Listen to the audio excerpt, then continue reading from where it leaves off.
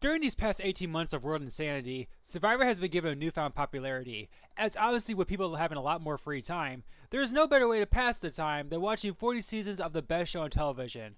And while obviously Kaguya and Heroes vs. Villains were the main seasons to draw in viewers, with both of them appearing on Netflix, if there's one season I think would have been first watched by many new viewers, or at least the next season to watch after Kaguya and Heroes vs. Villains, is Survivor Gabon. Why?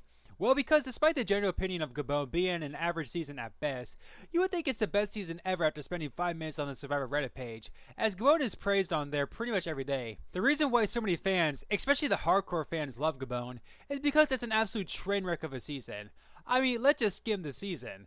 The very first couple picks are some of the most obvious weak links of the cast, and as Charlie puts it, okay, now we're playing Stupid Survivor. Crystal Cox, who boasts about her athletic ability due to being an Olympian, proceeded to be one of the worst challenge performers in Survivor history. There's GC volunteering to be tribe leader, then quitting the very next day. The biggest challenge beast in Gabon was a 57-year-old high school teacher and a 47-year-old mom. The biggest strategic player this season was a pinup model who cried pretty much every day. You have Randy and Maddie arguing over making this shot. The tribe all agreed to throw the idol away at the merge. A lawyer couldn't follow basic clues to an idol. One of the most notorious villains in Survivor history was ultimately voted out due to cookies. And had it not been for the cookie incident, Susie freaking Smith would have gotten Randy's vote and won the season, which may have gotten Jeff to quit the show. And lastly, the winner of this season literally said at the final tribal council that he had no strategic game. Plus, we got some of the biggest memes ever from this season, such as the Eat Your Rice and You Have Made My Life Hell moments from Crystal, and the smiling meme from Maddie.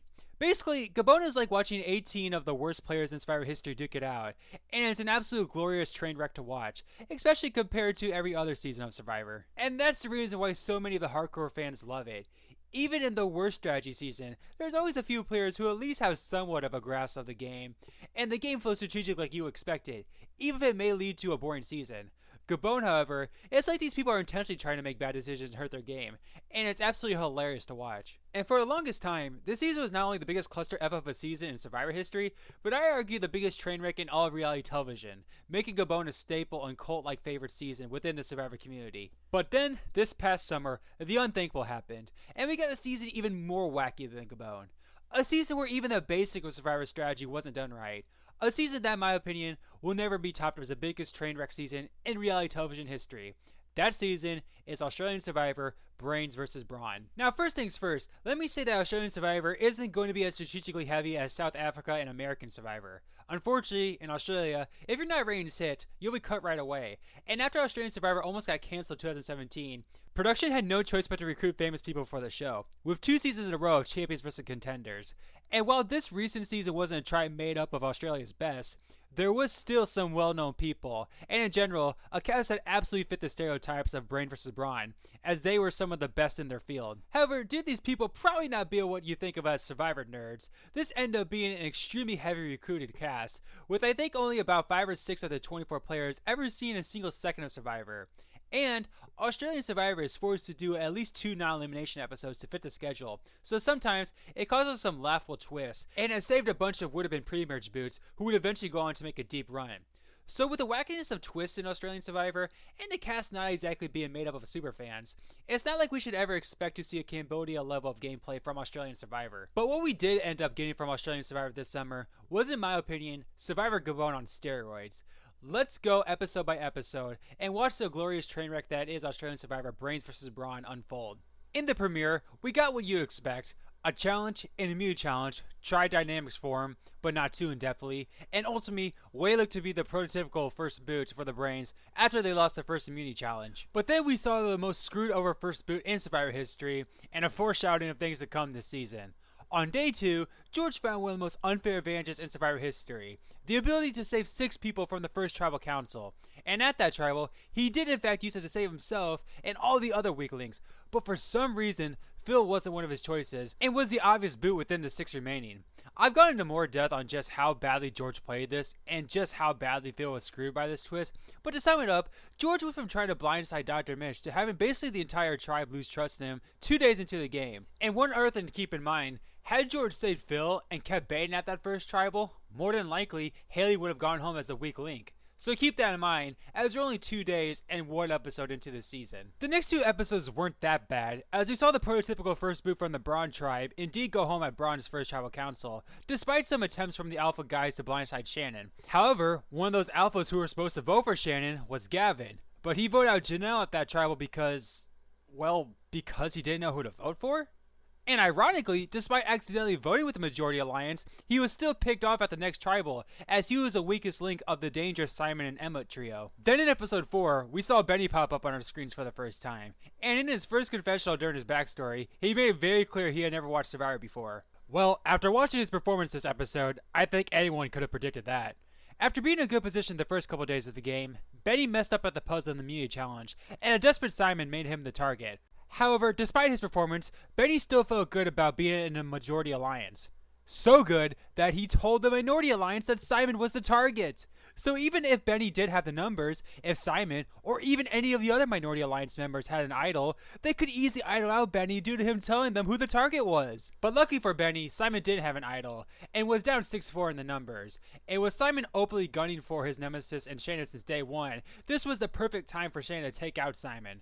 But for some reason, Shannon let the bad gameplay of Benny lead her into making a tragic game decision, and the Majority Alliance flipped on Benny, and Simon somehow survived this tribal. Now, to be fair to Shannon, she wasn't the one to first flip, as that was Big D, who was playing both sides. But I think the only reason why he did that in the first place was due to Shannon even insinuating the fact that Benny might be a better option to go home, when in reality, she shouldn't have had any doubt in her mind that Simon should have been her absolute #1 target. This lack of a game plan gave Big D the opportunity to flip, and obviously not wanting to go to rocks, Shannon and Flick also flipped on the revote. But as ridiculous as it was for Shannon to leave someone in the game who was directly gunning for her and vote out Simon would have given the Majority Alliance 6-3 numbers, obviously securing their safety for even more in the future, you can't overlook just how badly Benny played this round. For messing up in the Immunity Challenge, telling the Minority Alliance to target when he damn well should have known that he could have been on the chopping block, and at Tribal Council, he was literally offended that he had to make a pitch to stay. Simply one of the worst single player episodes ever. The next episode, we actually got a pretty great move from the Majority Alliance on the Brains tribe, as the tribe was now split into a 6-4 fraction, with Mitch really having no allies. After George found an idol, the Six decided to make a safe yet strategic move, as they blindsided Mitch while also getting the idol out of George. The next episode, the dynamics on the Brains tribe stayed the same, as now it was a legit 6-4 numbers game. Luckily for the minority, Kara found an idol, and with the majority not having the ability to split the votes, they had a chance to take out a big-time player from the majority if they played the idol right. But despite being the main one saved by George at the first tribal, and an obvious boot whenever for the Brains tribe, Wei was recruited to the Majority Alliance, and she accepted, and flat out told George of his fate. But thankfully for George, Kara gave up her game for him, as she played her idol on him. Unfortunately, she was the other target in the split vote, and was voted out on the revote. Except, the first big Australian Survivor twist came into play, and she was saved, and would now go on to join the Brawn tribe. We would obviously see throughout the season just how much Kara and George's friendship really meant to each other, but at the time, I was really confused by it. Again, you would think Wei owed her life to George, and with the majority unbelievably allowing her to be the swing vote in the split vote plan, she still didn't use this as an opportunity to repay George and blindside a person who wanted her out on day 2. And as for Baden, the other person in the minority 4, while he had his moments with George, he was a clear outsider, and I think his storyline would have been fitting to give up his game for George. But we had barely seen anything from Kara, and was given no real reason why she was in the minority. Yet, she of all people was the one to literally enter $500,000 dream to save George. The following episode, the core 4 and the majority 6 weren't even high in their closest with each other. In fact, they were almost bragging about in front of everyone about just how tight they were. And wanting as many options as possible come a tribe swap, Haley decided to flip on her alliance to take out a big threat in Joey. Once again, the majority played this so badly. After putting their entire faith in Wei's hands at the last tribal council, to where she did in fact come through for them, she became the split vote target along with George for the majority instead of Baden. With the cockiness and terrible gameplay, Haley and fellow middle piece Rachel flipped to the minority of Baden, George, and Wei to take out Joey. An incredible blindside on Haley's part, but still, you can't overlook the bad gameplay once again. We then move on to the tribe swap, and oh boy, do we have a lot to talk about with this one. On the new Brains tribe, the Brains came away with 5-4 numbers. However, obviously knowing they're outsiders, Kara and George sided with the Bronze, leaving Rachel, Georgia, and Laura in the 6-3 minority. And it looked to be an easy split vote for the majority on Rachel and Georgia. I mean, the split vote is one of the most basic things in Survivor. There is no way they can mess up this basic plan, right? Well, I guess they can. Yep, one of the most basic Survivor strategies was messed up, and Big D's game ended thanks to Kara voting for the wrong person. And this wasn't even like Tyson, who strategically voted for Parvati in Heroes vs. Villains. This was flat out not knowing who to vote for, despite the plan being laid out and beyond basic. The 6 majority were supposed to split their votes on Rachel and Georgia, with Rachel being their weakling target. And yet, despite being in a split vote minority, Laura played her idol on Rachel, and it somehow worked, as Kara for some reason switched her vote from Georgia to Laura, and the 3 brains were able to take out Big D. While obviously messing up a simple split vote is brutally bad, I think it's a bit underrated just how dumb Laura, and for that matter all the minority brains played this, as even though they were in a clear spot to be split on, they spent all day trying to decide who to play the idol for, because for some reason, they were convinced the majority were going to put their votes on one person. There's absolutely no reason why Laura should have played her idol on anyone but herself, and at the very least, she should have tried to survive another day with it. But despite this terrible gameplay from the minority, they were the ones who got the result. So ironically, had the majority done the stupid move, which was what the minority was thinking they would do, and put all their votes on Georgia or Laura, that would have saved Big D as opposed to a bulletproof split vote plan. Or heck, had Kara been supposed to vote for Rachel instead of Georgia, it still would have been a tie vote, and Georgia would have gone home on the revote. I think there's about a 0.00001% chance of everything falling into place for Big D to go home, and ultimately cementing this tribal council as, in my opinion, the most ridiculous of all time. At the next tribal, we got a twist of an episode, as both tribes were going to tribal, and 2 players from each tribe would win immunity. The twist, however, was that these 4 would ultimately decide the fate of the 2 people who were voted out from each tribe. I should also add at this point that Haley had found an idol, and Simon now had 2 idols, after he should have been eliminated in episode 4. With the brains down 5-4 in numbers on the new Brawn tribe, and Andrew and Wei both win immunity, Haley made a fantastic play. Her idol was already public to everyone in the game, and she told the Brawns that she was playing it for herself or Baden, and so they would be taking a massive risk if they tried to vote for either one of them. So, instead of taking a 50-50 chance, enemies Shannon and Simon once again went after each other. While in the Brains tribe, Laura, Rachel, and Georgia were still the targets. Well, actually, just Rachel and Laura were the targets, as Georgia got a night off from tribal due to being sick. Yep, she got a night off from tribal council. Laura ended up getting the majority votes on the Brain tribe, and the Brains on the new Brawn tribe sided with Simon's alliance to vote off Shannon. With 3 of the 4 players who won immunity being Brains, and the only Brawn, Emmett, being on Simon's side the entire game, Shannon was unanimously voted out by the 4, and will probably be forever kicking herself for not taking out Simon when she had a clear chance to do so. Yet, despite Simon winning his rivalry with Shannon, he will probably kick himself even more so than Shannon. After 2 straight episodes of straightforward votes of George and Rachel, which was actually really refreshing to see after the chaos so far this season, the Brawns decided to throw a challenge to get rid of Simon before the merge. After getting rid of Shannon, Simon had full trust in his longtime allies of Chelsea and Danny, and told them he had 2 idols. And feeling like that even as an ally, Simon was simply too big of a threat to take to the merge, they told everyone in the tribe of Simon's 2 idols, and everyone was on board to throw the challenge to take him out. Now, it's debatable where you could call this dumb move from Danny and Chelsea, but you can't deny just how ridiculous this was from Simon to not play as idols. Simon assumed Flick was the easy vote after being the only one to vote with Shane at the previous tribal. And even with the obvious thought that Simon should have had that his allies might have told everyone of his 2 idols, even assuming Flick would be an easy vote was also ridiculous, as the Brains could easily pick her up with having no other choice and vote him out, as they would have the numbers to do so. Basically, this is one of the all-time bad Survivor moves, as Simon was voted out with 2 idols in his pocket right before the merge, when it should have been clear as day he had to play at least one of those idols.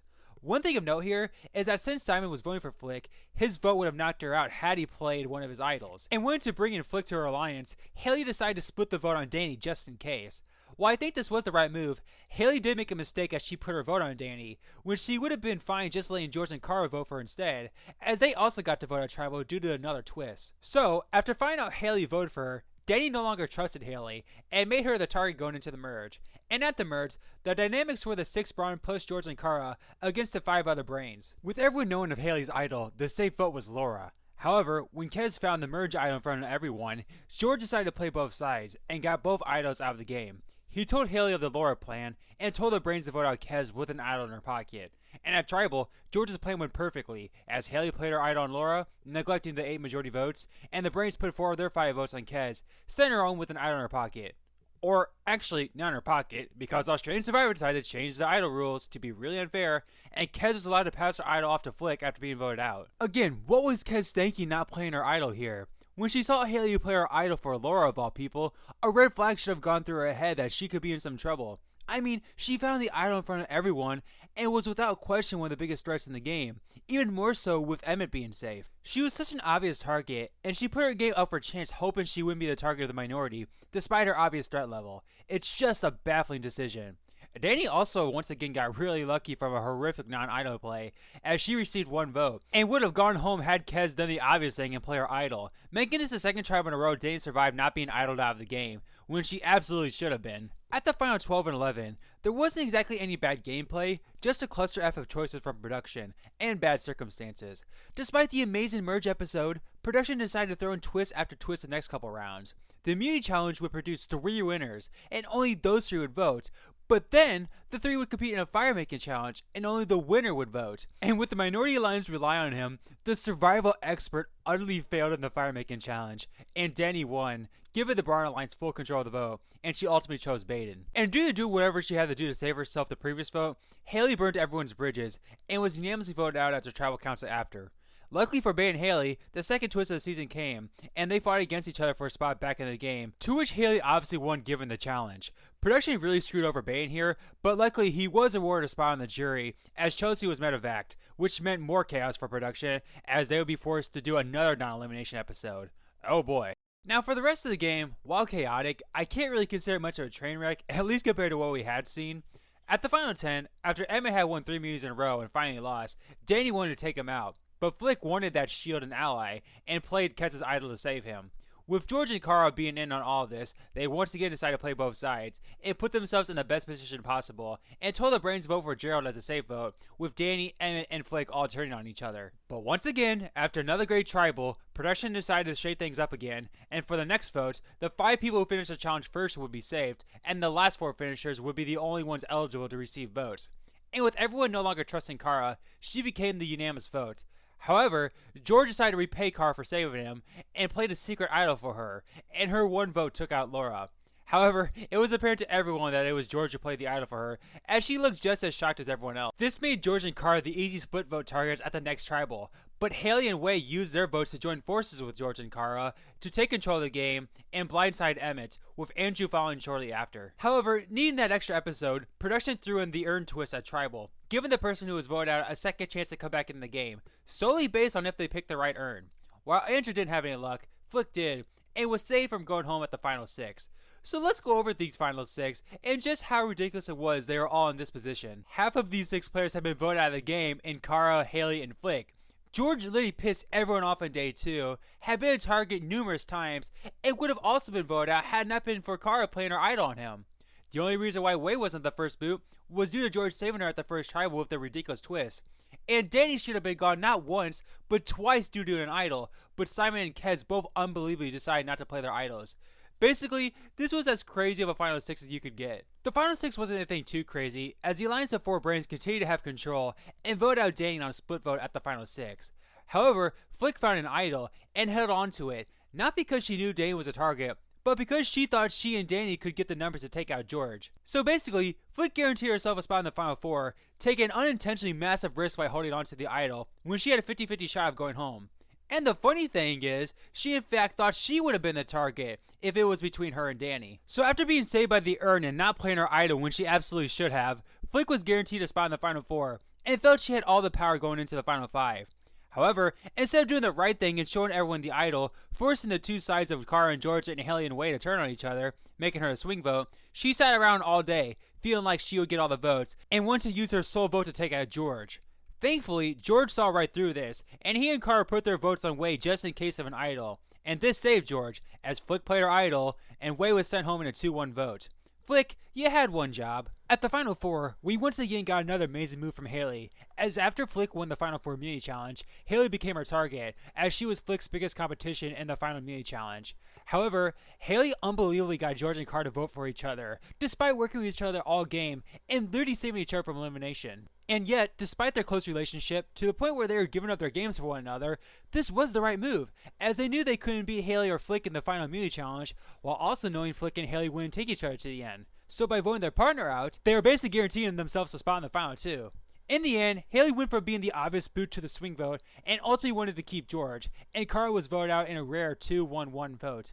Fun fact, this is the third 2-1-1 Final Four vote we've seen in the 6 seasons of Australian Survivor.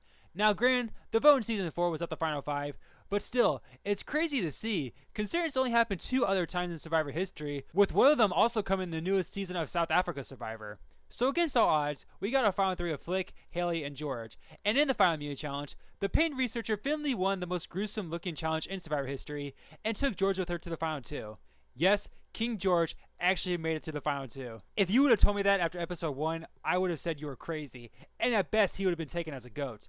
But the man that literally messed up the first vote of the season and turned everyone against him managed to play extremely hard, pulling off some of the biggest moves of the season, survived multiple attempts from others to get him out, and then turned from a goat to massive threat, and managed to make it to day 48. And let's not forget about the person who was sitting next to him in Haley. Haley became the second Australian player to make it to the end after being voted out, and despite unanimously being voted out at the final 10, she came back to dominate the game, so dominant that you almost forgot about her being voted out. So the final 2 consisted of somebody who had been unanimously voted out of the game, and a man who had one of the wildest rides to a finale in Survivor history. Truly one of the wackiest and interesting final 2 stories in history, and yet despite how crazy it was, these were the 2 best players of the season, and one of the most iconic final 2s in Survivor history, as both players dominated the screen time, with well over 100 confessionals each, with George in fact breaking the all-time Survivor record. At the final 2, George did not stop being who he was, and was extremely upfront about his gameplay, except he was a little too upfront, as opposed to Haley, who admitted to her fault, and told the jury what they wanted to hear. And in the end, Haley joined Chris Underwood as the only players in Survivor history to be voted out, and win that same season, beating George in a 7-2 vote. So, let's go through one more rundown of this crazy season. 3 of the final 4 players have been voted out of the game. Players couldn't do a simple split vote that led to the dumbest tribal council ever. We saw 2 of the worst non-idol plays in Survivor history. There was some ridiculously bad logic when it came to the vote-offs. A wildlife Survivor guide sucked at the fire making challenge. We saw some ridiculous twists that led to some of the most screwed over players of all time. A man who pissed everyone off on day 2 will go on to be one of the most dominant strategical players of the season. And the winner of this season, who was without question the best player, had been unanimously voted out. And remember, that amazing player and winner would have been the first boot of the season had George swapped Baden for Phil at that first tribal council. There will truly never be a reality TV season like this ever again, where it seems like every episode something so crazy is happening, leading to so many bizarre and unlikely outcomes. It's a season that made the players of Survivor Gabon look like they were savvy. And yet, despite this being such a train wreck of a season, I loved every second of it. I'd never been on the Gabon train as much as other Survivor fans, but if Australian Survivor Brains vs. Brawn ever develops a cult-like fan base 10 years from now, I'll certainly be on board. Every single episode, I was waiting for something crazy to happen. And yes, while there was some frustrating moments from the players and production, I'd be lying if I said I wasn't glued to my TV screen these past 2 months. They say some things you can't look away from, and in the best way possible, I truly could not stop watching the biggest train wreck season of all time in Australian Survivor, Brains vs. Brawn. Thank you guys so much for watching. If you like what you see, then hit that like and subscribe button, leave a comment down below, and tell your friends about it. Also, be on the lookout for some coverage of the latest and past South Africa seasons. Also, let me know down below in the comments what kinds of videos you would like from me in regards to Season 41. With all that said, once again, thanks for watching, and have a good one, guys.